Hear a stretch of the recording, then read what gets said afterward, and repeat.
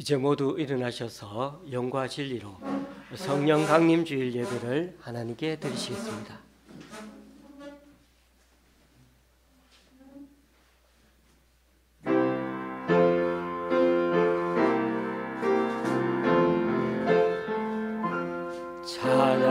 찬양하라 내 영혼아, 찬양하라 내 영혼아, 내 속에 있는 것들아 다 찬양하라. 경배하라 경배하라 내 영혼아, 경배하라 내 영혼아, 내 속에 있는 것들아 다 경배하라. 감사하라 감사하라 내 영혼아, 감사하라 내 영혼아, 내 속에 있는 것들아 다 감사하라.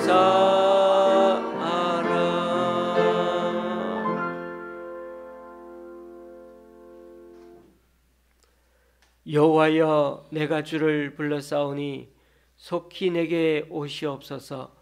내가 주께 부르짖을 때 내 음성에 귀를 기울이소서. 나의 기도가 주의 앞에 분향함과 같이 되며 나의 손드는 것이 저녁 제사같이 되게 하소서. 여호와여, 내 입에 파수꾼을 세우시고 내 입술의 문을 지키소서. 주 여호와여, 내 눈이 주께 향하며 내가 주께 피하오니 내 영혼을 빈궁한 대로 버려두지 마옵소서. 아멘. 사도신경으로 주님께 신앙 고백 올려드립니다. 전능하사 천지를 만드신 하나님 아버지를 내가 믿사오며 그 외아들 우리 주 예수 그리스도를 믿사오니 이는 성령으로 잉태하사 동정녀 마리아에게 본디오 빌라도에게 고난을 받으사 십자가에 못 박혀 죽으시고 장사한 지 사흘 만에 죽은 자 가운데서 다시 살아나시며 하늘에 오르사 전능하신 하나님 우편한 자 계시다가 저리로서 산자와 죽은 자를 심판하러 오시리라. 성령을 믿사오며 거룩한 공예와 성도가 서로 교통하는 것과 죄를 사하여 주시는 것과 몸이 다시 사는 것과 영원히 사는 것을 믿사옵나이다. 아멘. 자리에 앉으셔서 찬양 6장 찬양 드리겠습니다.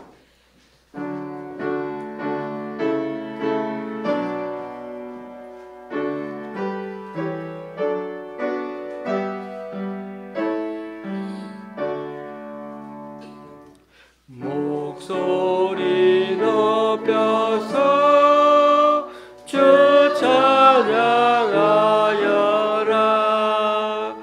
영광과 권세와 존귀와 위엄은 오늘이 다스리시는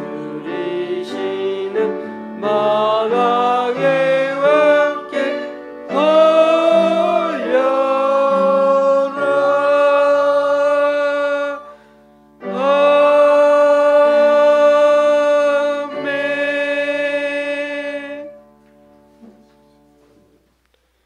교독문 136번을 다 함께 교독하시겠습니다. 성경책 뒷면에 있는 교독문 136번입니다.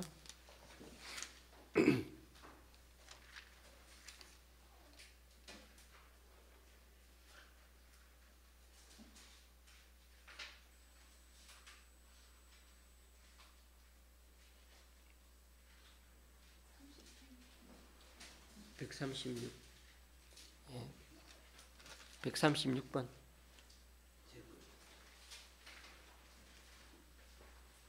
136번입니다.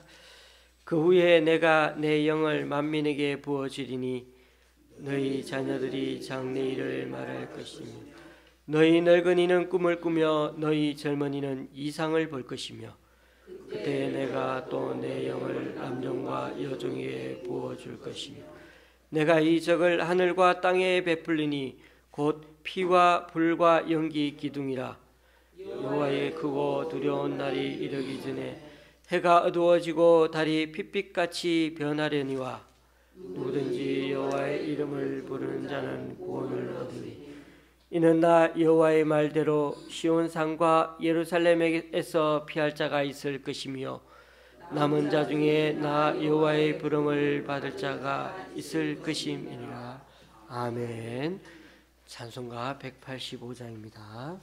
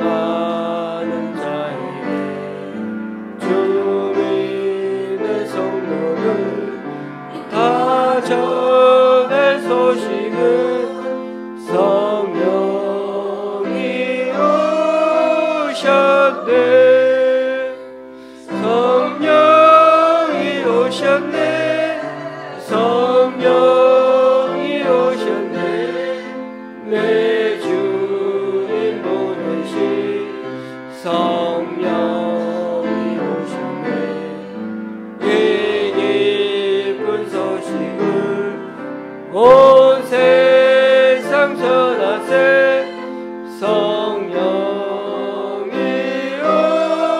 오셨네.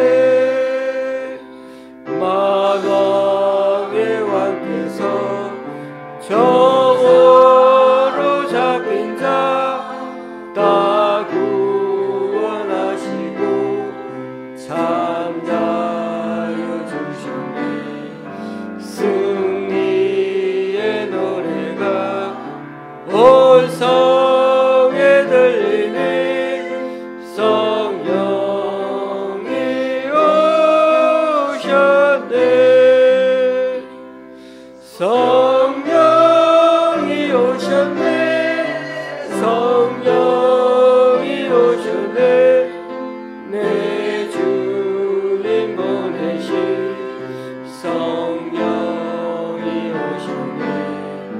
이 기쁜 소식을 온 세상 전하세 성령이 오셨네.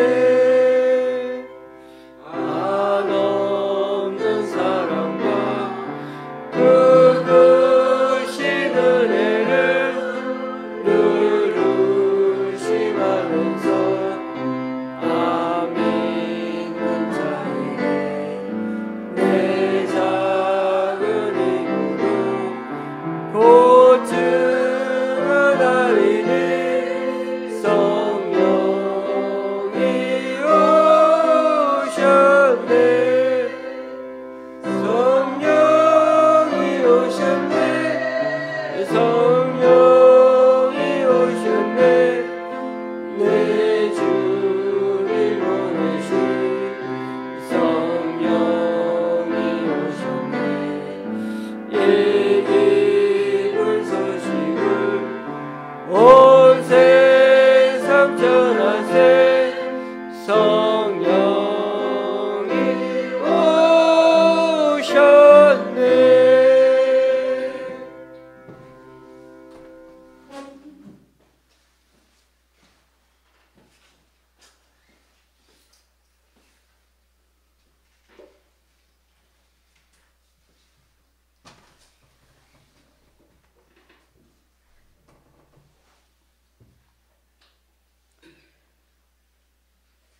많은 사랑 가운데 저희들을 택하시고 불러주셔서 오늘 주님 앞에 예배자로 세워주신 하나님 아버지 감사를 드립니다.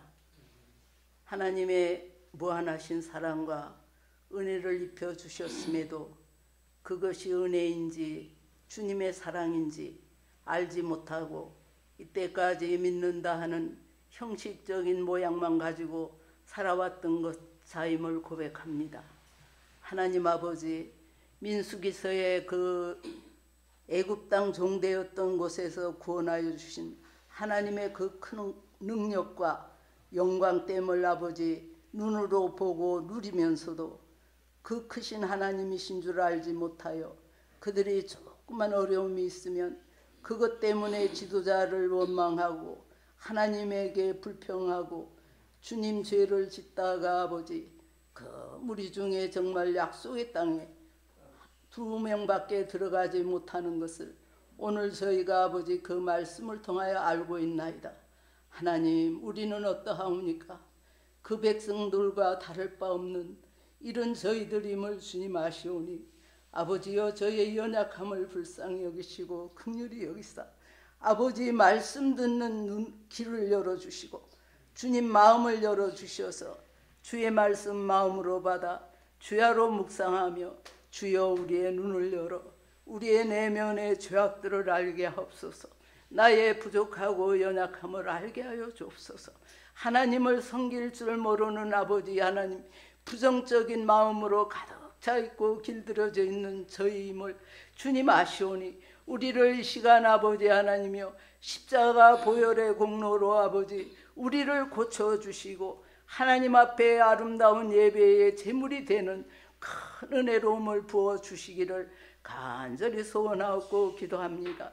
자비롭고 은혜로우신 하나님 아버지, 우리의 모든 것을 다 아시고 우리의 생각도 우리의 마음에 소원하는 것도 우리의 모든 것을 다 아시며 모르시는 것이 하나도 없으신 그 하나님 앞에 우리가 항상 살고 있다는 것을 인식하고 기억하고 주님의 하나님 앞에 두렵고 떨림으로 말씀을 지켜 순종하는 자로 나아가는 저희들이 다 되어지게 하여 주시옵소서. 우리 각자 마음속 깊은 곳에 하나님 앞에 불충한 마음들이 있는 것 이 시간 다 주님 앞에 내어놓고 회개하고 자복하고 하나님 다시는 그런 아버지 죄악된 생각들이 마음에 머물지 아니하도록 항상 아버지 하나님 떨어버리고 하나님을 바라보고 영광의 하나님을 바라보며 주여 그 영광의 하나님이 나에게 좋은 것 주시기를 원하시고 기다리시는 줄을 깊이 깨달아 알게 하시고 그 하나님 앞에 내 모든 것, 내 모든 정성, 내 힘과 모든 것 다 드려 하나님 앞에 영광 돌리는 우리들의 남은 생애가 되게 하여 주시기를 간절히 바라옵고남나이다.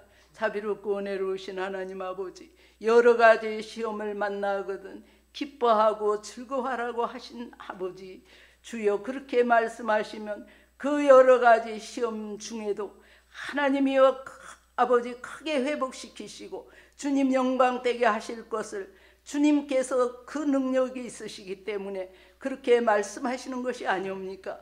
우리가 아버지 하나님 여러 가지 그 시험에 빠지지 아니하고 주님이 이 모든 것을 통하여 하나님의 영광되심을 드러내기 위하심인 줄 알고 그 하나님 전적으로 더 바라보며 하나님으로 인하여 기뻐하고 즐거워하고 예수 그리스도의 십자가의 아버지 그 고난을 아버지 날 위해서 받아주신 것 기억하면서 하나님 그 길을 통과하지 아니하고는 축복도 없고 아버지 하나님 여러 가지 아버지 하나님은 아무것도 유익이 없고 오직 그 길을 통과하여야만 부활의 영광이 있고 축복이 있고 아버지 하나님 세상을 이기는 능력도 받는 줄 믿사오니 아버지여 저희가 십자가의 시험 같은 우리에게는 이런 아버지 이런 무서운 일은 아니겠지만은 또 우리 힘으로 아버지 감당할 수 없는 작고 적은 이런 어려움들을 통해서 주님을 바로 알고 주님을 기쁘시게 하는 자로 날마다 나아가는 저희들이 되게 하여 주시옵소서. 아버지 하나님 우리가 아버지 하나님 아버지 시험을 만날 때 주님 바라보게 하시고 주님 의지하게 하시고 주님 찾게 하시고 참으로 네가 내 앞에 나와 기도하면 내가 들을 것이요 너희에게 아버지 너희를 향한 나의 생각이 평안이요 재앙이 아니라고 말씀하신 아버지, 우리에게 평안과 미래의 희망을 주시기 위해서 계획하시고 계신 아버지 앞에 우리가 다 모든 문제를 내어놓고 정말 아버지 하나님 앞에 전적으로 어린아이가 부모를 의지하듯이 하나님을 의지하고 나아가는 저희들이 되게 하여 주시옵소서. 아버지, 우리 생각과 우리의 아버지 하나님 마음에 좋아하는 것이 우리 마음대로 이루어지지 아니한다고 아버지 불평하고 원망했던 이런 모든 죄악들을 이제는 다시는 범하지 않게 하시고 주님 말씀대로 순종하여 주님 나아가는 저희들이 다 되게 하여 주옵소서. 이 좋은 씨앗교회 하나님이여, 여기에 출입하는 모든 아버지 성도들, 아버지 하나님이여 주여, 구원의 반열에 굳건히 서서 하나님께 영광 돌리는 믿음의 사람들로 거듭나게 하여 주시옵소서. 아버지, 우리 마음속에 아버지 세상을 향한 생각들을 이제는 아버지 끊어버리고 오직 주님 앞에 주님 나라를 아버지 하나님 소망하며 날마다 그 나라를 향하여 이 땅에 있는 것들에 미련 두지 아니하고 하늘나라에 소망을 두고 그 하나님을 바라보며 날마다 그 길로 나아가는 저희들이 되게 하여 주시옵소서. 아버지, 세워주신 목사님에게 큰 능력을 더하여 주시고 하나님의 이 양모리를 잘 가르치고 말씀대로 아버지 하나님이 이 양모리들을 바른 길 갈 수 있도록 가르치는 귀한 주의 종이 되게 하시고 아버지 하나님여, 그 마음에 연약한 것들 주님 십자가 보혈로 덮어주시고 이 모든 일을 감당하기에 부족함이 없도록 능력을 더하여 주시옵소서. 우리 마음 가운데 항상 아버지 심령이 가난하게 하시고 영적 목마름을 깨닫게 하사 그 주님 앞에 나의 모든 것을 아버지 내어놓고 아버지 안에 드리는 삶을 살아가는 저희 모두가 다 되어지도록 역사하여 주시옵소서. 아버지, 우리의 예배를 받으시는 하나님 아버지, 아버지, 우리의 찬양을 받으시기를 위해서 우리를 지으셨다고 하신 아버지의 말씀대로 저희가 하나님 앞에 온 마음을 다하여 예배드리고 아버지 찬양하며 항상 깨어 기도하는 자로 날마다 아버지 하나님이여 주의 법으로 아버지 하나님이여 살아가는 이 세상을 이기는 모든 우리 성도들이 다 되게 하여 주시옵소서. 우리의 예배를 받으시고 복을 주시기를 원하시는 예수 그리스도의 이름 받들어 감사하며 기도드리옵나이다. 아멘.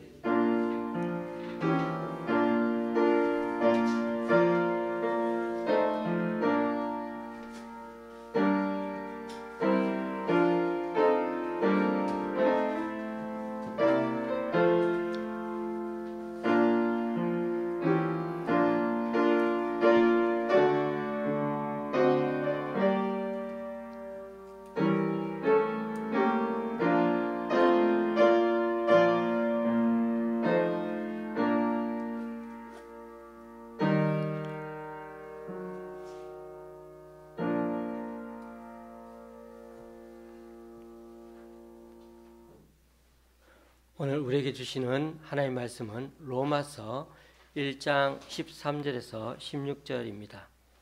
제가 가지고 있는 신약 성경은 239쪽입니다. 신약 성경 239쪽에 로마서 1장 13절에서 16절까지입니다. 로마서 1장 13절에서 16절까지입니다.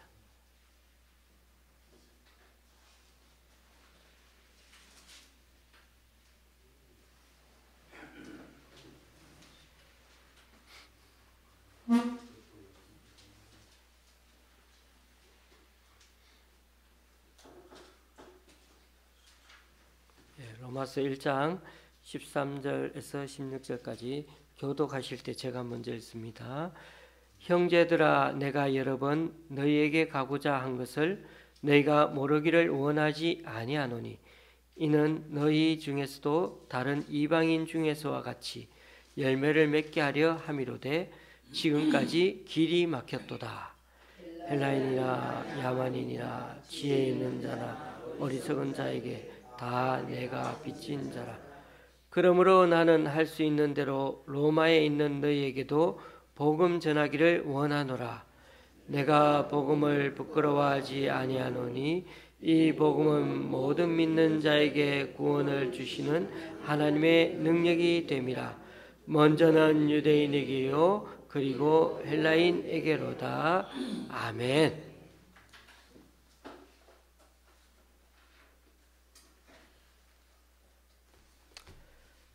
우리는 어제부터 로마서 말씀을 묵상하기 시작해서 6월 한 달간 로마서 말씀에 대해 생각해 보게 될 것입니다. 로마서는 사도 바울이라는 분이 로마에 그 있는 교회 성도들에게 보낸 편지 형식의 글입니다. 읽어보시면 아시겠지만 무슨 편지가 그렇게 긴지 우리는 편지라 해서 우리가 써 보내는 그런 편지 같은 걸 생각하면 안 됩니다. 일단 바울이 교회를 상대로 편지를 썼으니 이 편지는 교회 사람들이 다 돌려보는 그런 편지입니다. 한 사람 개인에게 보낸 편지가 아니고 공개적인 편지입니다. 때로 필요하면은 교인들이 있는 데서 크게 읽어서 함께 듣게 하는 그런 회람용 편지입니다. 그리고 그때 편지는 우체국이 있어서 집배원이 보내는 그런 편지가 아닙니다. 누군가가 직접 바울이 써준 그 편지를 들고 몇 날 며칠을 배 타고 또 걸어서 또 산을 넘고 강을 건너 그렇게 직접 찾아가서 전해 주어야 합니다. 그래서 때로는 한 달씩 걸리는 게 기본이고 그 비용도 엄청 비쌉니다. 심지어 편지를 보냈어도 배달 사고가 빈번히 일어나는 시대입니다. 그러니까 반드시 그 교회에 전달된다는 보장도 없는 때였습니다. 우리가 이런 배경을 조금이라도 이해한다면 사도 바울이 어떤 심정으로 이 편지를 사람 인편으로 그렇게 로마에 있는 교회에다가 거금을 들어서 그것도 오래오래 걸려서 편지를 보내게 되었는지를 조금은 알 수 있지 않을까요? 편지를 안 보낼 수는 없는 간절한 심정으로 편지를 보내야 돼. 아주 정리를 잘 해서 교인들이 다 돌려보고 읽도록 하기 위해 이 편지를 써 보냈다는 것입니다. 오늘 우리가 읽은 말씀에 따르면 바울은 이들을 가리켜 형제들아라고 이렇게 1절에 편지 첫머리에 그렇게 얘기를 하고 있습니다. 사실 바울은 로마에 한 번도 간 적이 없으면서 이렇게 이들에게 편지를 지금 쓰고 있습니다. 그러니 로마 교회 사람들과는 전혀 만난 적이 없는 것인데도 이들을 가리켜 형제들이라고 부르면서 아주 친근하게 대한다는 것입니다. 물론 바울은 이후에 로마에 가기는 합니다. 그리고 바울은 어떻게든 로마 교회에 가서 너희들을 만나보고 싶다고 그런 마음을 피력하고 있습니다. 또 한 가지는 15절에 우리가 읽은 것처럼 복음에 대해 제대로 너희들에게 전하고 싶다는 것이고 이것이 이 로마서 편지의 핵심 내용입니다. 그러므로 나는 할 수 있는 대로 로마에 있는 너희에게도 복음 전하기를 원하노라. 그러므로 우리는 이 로마서를 통해서 복음이 무엇인지를 잘 아는 것이 중요합니다. 그와 더불어 복음이 아닌데 복음인 것처럼 착각하고 있는 부분에 대해서도 알아야 합니다. 바울은 이 사실을 로마 교인들에게 알리기 위해 이 편지를 썼다 해도 과언이 아닙니다. 그래서 로마서를 읽다 보면 복음이라는 말도 많이 나오지만 율법이라는 말도 참 많이 나옵니다. 그런 점에서 우리는 율법의 사람이 되어서는 안 되고 복음의 사람이 되어야 한다는 것을 기억하십시다. 그런 점에서 로마서에서 언급되는 율법과 복음의 개념은 중요하고 어떻게 보면 복음적이지 않은 삶을 사는 사람에 대해서 어떻게 보면 율법적인 신앙생활을 한다고 그렇게 사도 바울은 나무라고 있는 것입니다. 여기서 말하는 율법적인 신앙생활은 교리나 신앙체계나 종교적인 그 형식에 너무 집착하는 신앙을 말합니다. 때로는 이런 율법적인 면도 필요합니다. 그러나 문제는 오랫동안 계속해서 이런 패턴으로 신앙생활을 하게 되면 예수천당 불신지옥만 외쳐대는 그런 볼성 사나운꼴의 기독교 신자가 되어서 일반 사람들에게까지 지탄을 받게 된다는 것입니다. 오늘날의 기독교가 사회로부터 외면당하고 배척당하는 이유는 이런 율법적인 사람을 많이 양산해냈기 때문입니다. 그래서 요즘은 교회에 전도하려고 교회에서 이렇게 밖에 나가 전도하려고 돌아다니면 속으로 말하는 사람들이 너나 잘하세요 이런 소리를 많이 한답니다. 교회 다니는 사람들 모습이 너무 교조주의적이고 자기네 틀에 박힌 모습이고 자신들만 옳다고 주장하면서 산다는 것입니다. 그러나 성경이 말씀하는 그 복음의 사람, 진리와 자유의 사람은 완전히 다릅니다. 무슨 율법에 매여 있어서 움직이는 사람들이 아니라 하나님과 깊은 관계를 맺는 사람입니다. 하나님을 누구보다도 사랑하여 예수님의 생각을 계속해서 닮아가려 하고 예수님처럼 살고 싶어하는 사람들인 것입니다. 그래서 때로 현실에 많은 어려움이 생겨도 심지어 내 옆에 죽음의 공포가 몰려와도 잘 이겨내고 물질에 대해서도 너무 집착하지 않고 무엇보다도 생명을 살리는 일에 관심을 가지게 되는 사람이 되는 것입니다. 로마서에 나오는 율법은 당시 유대교를 떠올리시면 됩니다. 유대교는 우리 기독교와 똑같은 신인 여호와 하나님을 믿고 살았지만 그 유대교는 결국 율법에 갇혀 있어서 진정한 구원의 길로 나아가지를 못했습니다. 그처럼 오늘날 우리 기독교는 어떻게 보면 교회에 갇혀버린 것 같습니다. 교리가 절대화되면 될수록 기독교의 생명력은 그와 비례하여 자꾸만 약화될 수밖에 없습니다. 때로는 잘 체계화된 교리 필요합니다. 안 그러면 이상한 2단, 3단, 사이비에 빠지게 되죠.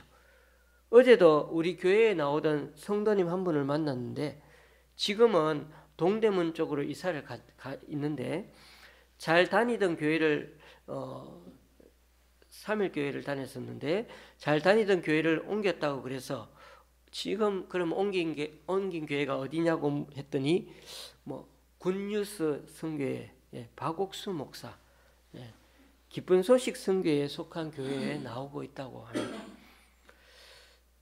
기쁜 소식, 이게 복음이죠. 굿뉴스죠. 복음은 복음인데 우리와는 다른 틀을 갖고 복음을 믿는 사람들입니다. 그러면서 아주 많은 유튜브 영상을 자랑스럽게 저에게 보여주면서 막 여기에 잘 다니고 있다고 그렇게 얘기하는 겁니다. 저는 3년 전에도 이 로마서 말씀을 우리 교우님들 앞에서 전했습니다마는 이번에는 최대한 신학적이고 교리적인 설명을 하기보다는 복음의 능력과 관련해서 전하는 기회가 되었으면 합니다. 그런 점에서 로마서는 교리를 잘 설명하고 있는 책이라기보다는 하나님의 능력을 전하려고 애쓰는 성경이라고 말씀드리고 싶습니다. 전에도 말씀드렸습니다마는 이 로마서는 아주 오래전부터 수많은 사람들이 읽으면서 인생의 전환기를 맞이한 이야기가 담긴 성경입니다. 성 어거스틴이 그랬고 마틴 루터가 그랬고 또 요한 웨슬레가 그랬습니다. 이들은 기독교와 교회가 방향을 잃고 타락해가는 그 시대에 이들이 이 로마서 말씀을 통해서 큰 은혜를 받고 그 방향을 하나님께로 돌려놓는데 그 시대에 큰 영향을 미친 대표적인 사람들입니다. 그에 비하면 참 아무것도 아닌 저이지만은 저도 20대 때 대학 캠퍼스에서 이 로마서를 읽으며 참 많은 은혜와 감동을 받았던 기억이 다시금 새록새록 떠오릅니다. 이처럼 로마서는 그 누구든 말씀에 사로잡히기만 하면 그 사람을 변화시켜 하나님의 사람으로 만듭니다. 거기에는 그만한 이유가 있습니다. 로마서를 쓴 이 사도 바울 자신이 그랬기 때문입니다. 우리가 이미 알고 있는 스토리를 다시금 말씀드리면 바울의 이름은 사울이었습니다. 그는 아주 열렬한 유대교 신봉자였고 하나님의 율법을 철저히 지킴으로 구원을 얻고 하나님의 복을 받는다고 굳게 믿었던 사람이었습니다. 그런데 예수란 사람이 갑자기 나타나서는 유대교의 율법을 무너뜨리려고 했고 그가 죽은 후에도 그를 따르는 추종자들이 막 설쳐대니까 그것이 사울의 눈에는 가시였습니다. 그래서 예수쟁이들을 다 잡으려 다녔고 더 나아가서는 저 멀리 외국에까지 가서 그렇게 도망친 그리스도인들을 잡으려고 다마스커스까지 갔습니다. 그런데 거기서 갑자기 하늘에서 엄청나게 강한 빛을 경험하게 되었고 그는 땅바닥에 꼬꾸라지고야 말았습니다. 그는 거기서 음성을 분명히 들었고 그분이 다름 아닌 예수님의 음성이었던 것입니다. 사울은 이날 이후로 인생이 완전히 바뀌었고 자신의 이름도 사울이 아니라 사도 바울이 되어 살게 된 것입니다. 그러니까 바울은 철저히 율법대로 지켜서 구원을 이루고 천국에 간다 생각했었는데 예수님을 만나고서는 율법의 사람에서 완전히 복음의 사람이 된 것입니다. 바울이라 부르기 전 사울은 아주 율법에 철저한 사람이었습니다. 그런데 로마서 편지 첫머리에 자신을 가리켜 예수 그리스도의 종 바울이라고 소개하면서 편지를 써내려 갑니다. 바울은 스스로를 가리켜 종이라고 부르고 있습니다. 여러분, 당시에 종 그러면 큰일 납니다. 그 당시에는 진짜 종이 있었거든요. 우리나라에도 조선시대까지만 해도 종, 노비가 있었죠. 심지어 해방 이후에도 우리나라에는 어느 정도 잘 사는 집에서는 식모라는 존재가 남아 있었습니다. 함께 살면서 집안일을 도맡아 일하는 여성을 가리키는 말이었죠. 그래서 집에 들어온 며느리를 너무 심하게 부려먹으면 식모살이 한다고 그런 말들을 쓰지 않습니까? 그런데 식모는 많이 힘들면 돈을 안 벌면 되죠. 그만두면 됩니다. 그런데 이 사도 바울의 시대의 종, 노예는 그런 게 아닙니다. 자신을 위해 그 어떤 자유나 권리가 없습니다. 그냥 그 당시의 노예는 사람이 아니라 물건 취급을 당해서 몸에다가 아예 노예 신분 표시를 아예 낙장을 그런 거를 낙인을 찍어 놓았습니다. 노예는 자신의 목숨을 주인에게 맡겨버리고 주인의 명령이면 그 어떤 일도 마다하지 않습니다. 힘들다고 마음에 안 든다고 그만둘 수도 없습니다. 그런데 이 바울은 자신을 예수의 노예라고 소개하면서 노예처럼 자신의 목숨을 예수 그리스도께 맡기고 예수님 명령에 무조건 따르기로 결단하고 살고 있는 것입니다. 자, 여기에 우리가 로마서를 읽는 이유가 여기에 담겨 있습니다.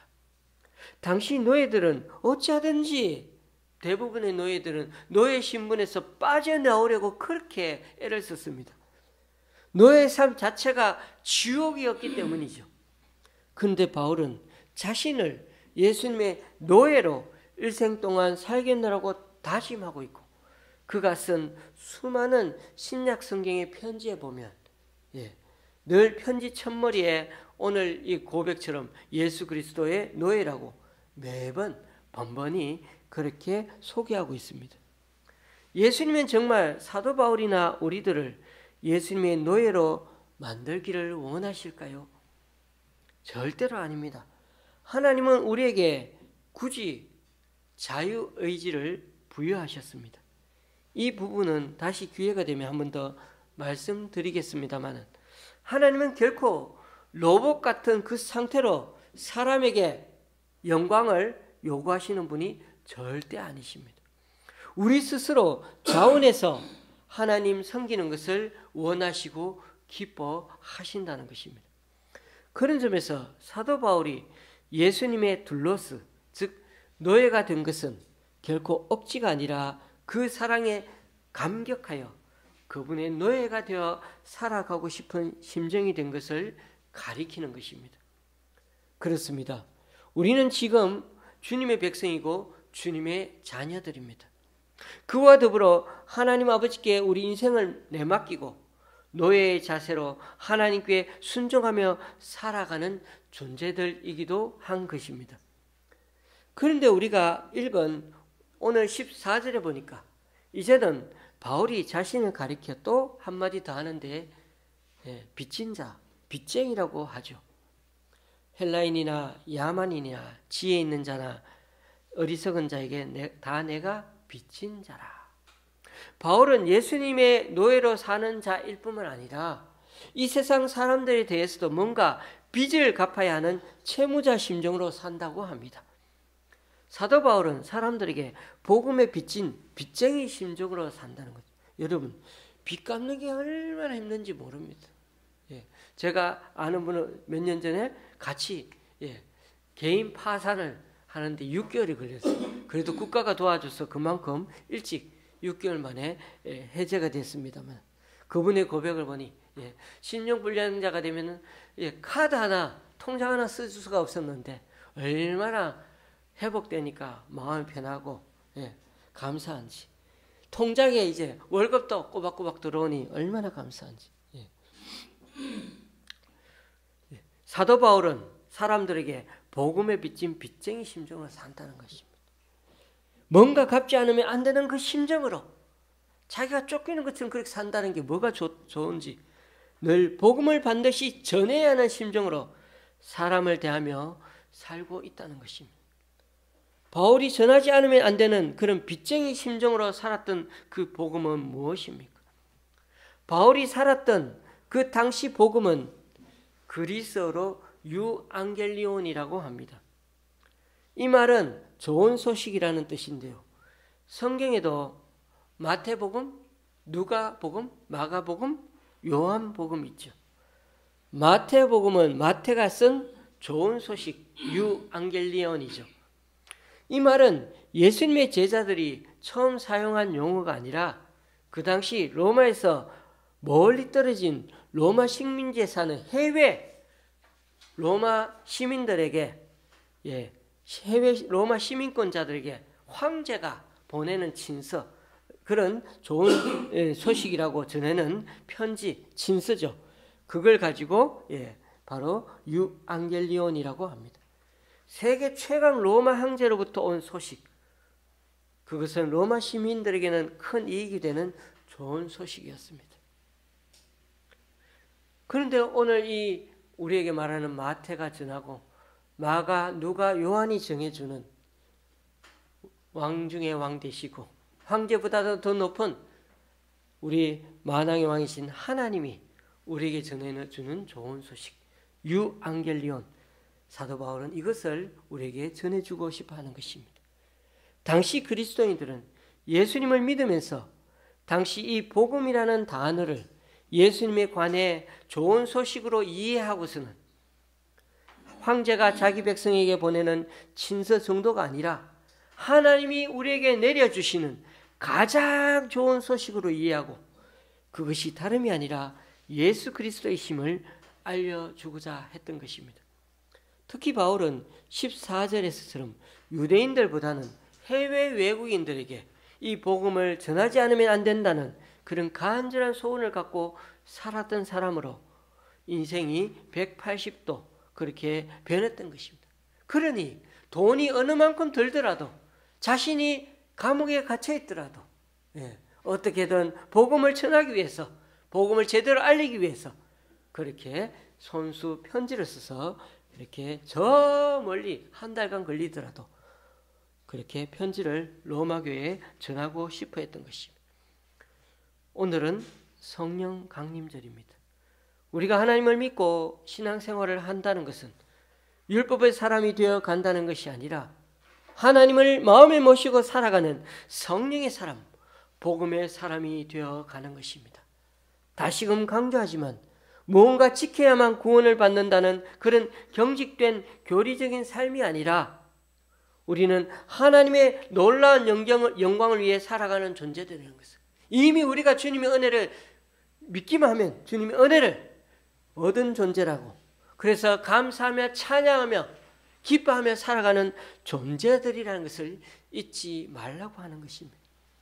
무언가 반드시 해야 한다고 강조하고, 그래서 자꾸만 남들에게도 가르쳐들고 남들에게도 종교적인 의무감을 더 씌우려고 하는 그런 신앙생활을 하려 하지 말고, 너무나 감격하고 기뻐서 내게 주신 은혜가 너무나 커서 빚쟁이 심정으로 살아가고 스스로 노예가 되어 살아가는 그런 은혜에 사로잡힌 신앙인으로 살아가려고 말씀하고 있는 것입니다. 예화를 하나 말씀드립니다. 전쟁이 났습니다. 어떤 사람이 포로로 잡혀갔습니다. 포로가 되어 끌려다니면서 수많은 작업장에서 일을 해야 했습니다. 형편없는 음식을 먹으며 온갖 풍토병에 걸리면서 많은 포로들이 죽어가는 것을 보며 일했습니다. 그런 지옥과 같은 생활에서 그 누구도 자신의 옆에 죽어가는 동료들을 돌아보면서 챙겨주는 사람이 없습니다. 다들 제 살 길이 바빴기 때문이죠. 그런데 어느 날 포로들을 다 집합시킨 후에 말을 합니다. 작업 도구 하나 없어졌다고. 그렇게 총을 갖다 대고 삽 한 자루가 모자라는데 그놈 이 자리에 안 나오면 이 자리에서 다 죽인다고 말하는 것입니다. 그 짧은 순간에 침묵이 흘렀습니다. 잘못하면 평상시처럼 그 자리에 있던 포로들은 다 총에 맞아 죽을 판이었습니다. 그러자 어느 포로 한 명이 나오더니만 자신이 그랬다고 했습니다. 그는 그 자리에서 총에 맞아 죽었습니다. 그런데 나중에 알고 보니 삽이 한 자루 없어진 게 아니라 삽 한 자루 잘못 센 것이었습니다. 삽은 그대로 있는데 숫자를 잘못 센 것이. 그 포로는 순간적으로 거기에 있는 포로들이 다 죽을까 봐 자기가 나서서 자기 목숨을 희생해서 그 많은 사람들을 다 살린 것이었습니다. 그날 이후로 포로들의 마음과 태도가 달라졌습니다. 죽어가는 동료들을 보살피고 숨을 거두면 자기들이 장례를 치러주고 그를 위하여 함께 기도하고 십자가까지 꽂아주었습니다. 수용소 전체가 조용히 변화되기 시작했습니다. 그곳에 작은 교회도 세워지고 나중에 포로로 풀려났을 때는 자신들을 죽인 그 원수들에게 보복하지도 않았습니다. 이 이야기는 실제로 있었던 이야기입니다. 이처럼 우리가 지금 묵상하고 있는 로마서 결코 딱딱한 신학 교리서가 아니라 우리 죄를 위하여 우리 대신해서 죽어주신 예수 그리스도의 그 놀라운 은혜가 얼마나 큰지를 우리의 심령의 변화를 요청하는 따뜻한 성령의 음성이 담긴 말씀이라는 것입니다. 이 로마서는 예수님의 복음을 어떻게 하든 로마 교인들에게 맞는 설명 방법으로 이해시키려고 노력하고 있는 것입니다. 아무리 극한 상황, 힘든 삶에 직면해 있더라도 우리 그리스도인들은 점점 더 딱딱한 신앙인이 되어가면 안 되겠습니다. 하나님 말씀을 문자적으로만 받아들이는 게 아니라 그 말씀이 주시는 놀라운 은혜를 잘 묵상하고 깨달음으로 진정 복음의 능력을 경험하는 우리들이 될 수 있기를 바랍니다. 우리 그리스도인은 마음에 성령님을 모시고 사는 자들입니다. 성령님은 하나님의 영이죠. 하나님을 모시고 살기에 하나님의 생각에 영향을 받으면서 살아가는 자들입니다. 그러므로 율법의 사람이 아니라 복음의 사람이 되어야 하겠습니다. 이번 성령 강림절을 맞아서 교제주의적이고 삶이 딱딱하고 굳은 신앙에서 벗어나 주님을 마음에 모시고 삶으로 인해서 늘 은혜에 목말라 하고 또 더 주님을 바라보고 기뻐하고 감사하는 그런 성령의 사람들이 다 되시기를 주님의 이름으로 간절히 축원합니다. 기도하시겠습니다.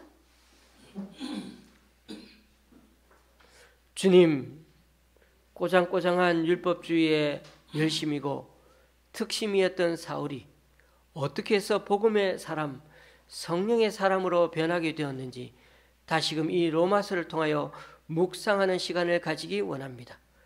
그러므로 나의 신앙이 그래도 정답에 가깝다고 믿어왔던 우리의 그 알량한 신앙적인 율법주의적인 태세를 이제는 벗어버리게 하여 주옵소서. 이번 로마서 말씀을 묵상할 때 많은 신앙인들이 이 말씀 앞에 꼬꾸라지고 변화된 것처럼 또 사울의 눈을 가렸던 그 율법적인 비늘 같은 것이 떨어지고 벗어졌던 것처럼 우리들의 잘못된 아집과 생각들을 깨닫는 계기가 되게 하여 주옵소서. 무엇보다 복음의 능력, 성령의 능력이 얼마나 놀라운지 우리들 자신부터가 주님의 말씀 앞에 변화되는 은혜를 경험하게 하여 주옵소서. 그리하여 우리들의 앞으로의 삶 자체가 우리 자신만을 위해 먹고 살아가는 계획과 목표가 아니라 오직 생명을 살리고 복음을 위해 살아가는 참된 그리스도인의 삶으로 바뀌는 우리 각자가 되게 하여 주옵소서. 예수님의 이름으로 기도드리옵나이다. 아멘. 찬송가 96장입니다.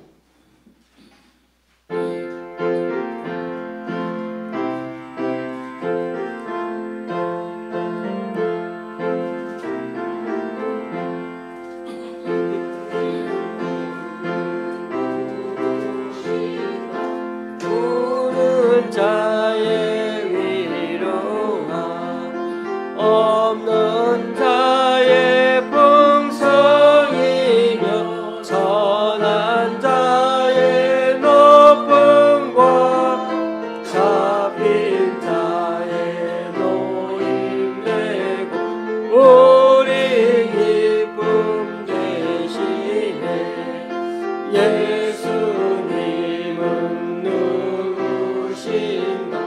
약한 자의 강함과 눈먼 자의 빛이시며 병든 자의 고침과 죽은 자의 부활되고 우리 생명 되시네.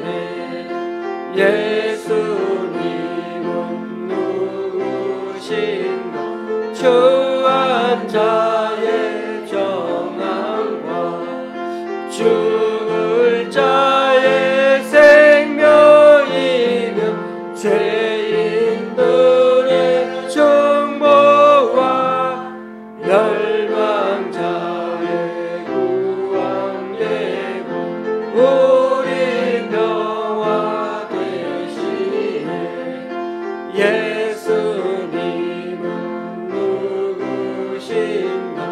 온 교회의 머리와 온 세상에 거주시며 모든 왕의 왕이요 심판하실 주님 되고 우리 영광 되시네. 아멘. 다 같이 일어나셔서 하나님께 예물을 봉헌하시겠습니다.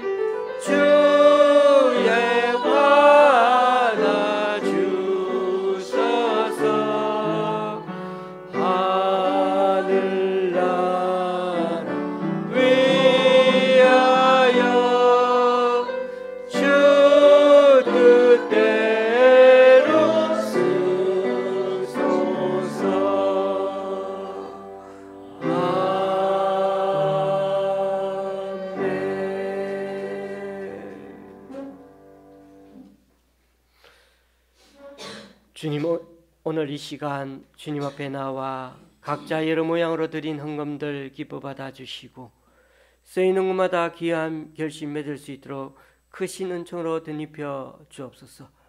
지난주에 우리 교회 성도님 새 가정의 11조와 11분의 주일헌금을 주님께 드렸습니다. 그리고 강원도 장로님 가정과 광주의 집사님 가정에서, 구로의 집사님 가정에서, 또 강동구 교회와 새 교관에서 귀한 헌금을 주님께 올려드립니다. 이분들의 헌신과 섬김 귀하게 받아주셔서 이분들을 통하여 하나님 나라가 더욱 확장되게 하여 주시옵소서. 특별히 11조와 여러 헌금을 그 누구보다 소중히 생각하고 자신의 일터에서 땀 흘려버려 주님과 주님의 나라에 헌신하는 귀한 성도들의 마음밭을 귀하게 보셔서 그 사업장과 일터와 그 가정에 주님의 놀라운 복으로 더하여 주셔서 지금이 이전보다 훨씬 더 감사하고 베풀고 살아갈 수 있도록 넘치게 채워 주시옵소서. 예수님의 이름으로 봉헌기도 드립니다. 아멘. 앞뒤 좌우로 인사 나누시겠습니다.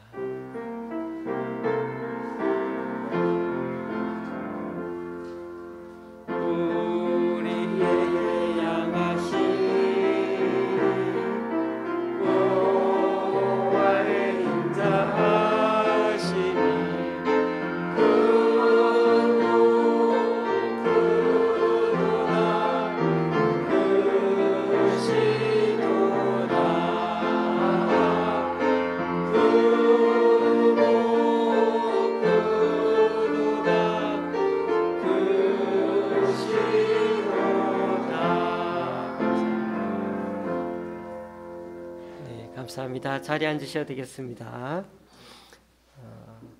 우리 교회에 계속 세교우님들이 많이 나오고 계시는데요. 너무 감사합니다.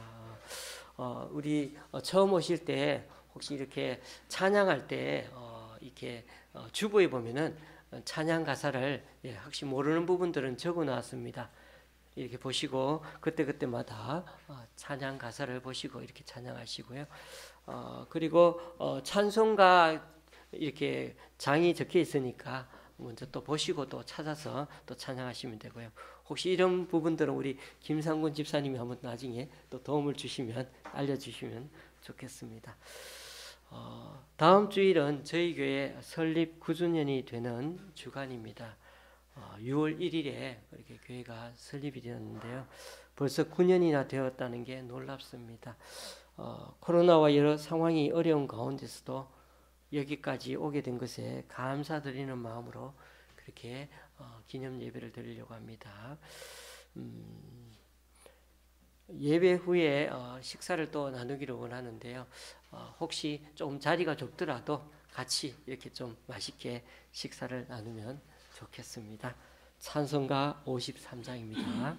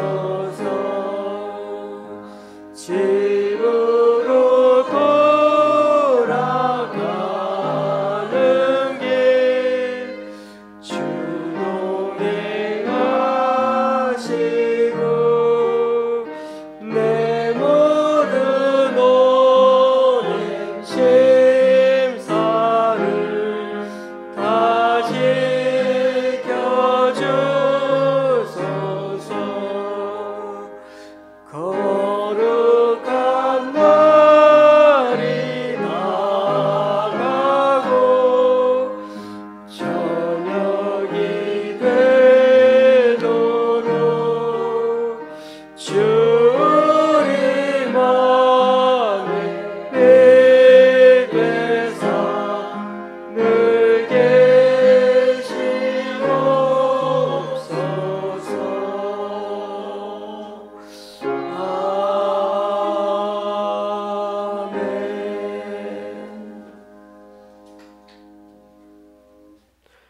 우리 주 예수 그리스도의 은혜와 하나님 아버지의 크신 사랑과 성령님의 교통 교제케 하심이 교회 다니면 다닐수록 점점 신앙이 교류화되고 율법적이 되어 마음까지 딱딱해지는 것이 아니라 우리 안에 주님 모시고 더욱 살아감으로 하나님의 마음, 성령님의 음성에 더 귀 기울이며 사도 바울처럼 스스로 예수님의 종이 되고자 하고 정말 복음의 빚진 자처럼 생명을 살리는 일에 더 올리라며 살아가기 원하는 여기 모인 우리 조은시학교의 성도님들과 그 가정 위에 이 시간 함께 예배하러 오신 모든 분들 위해 화창하고 즐거운 이 5월달 위에 더 주님께 감사하며 찬양하기 원하는 사람들 위해 이제부터 영원히 함께 하시기를 간절히 축원하옵나이다. 아멘.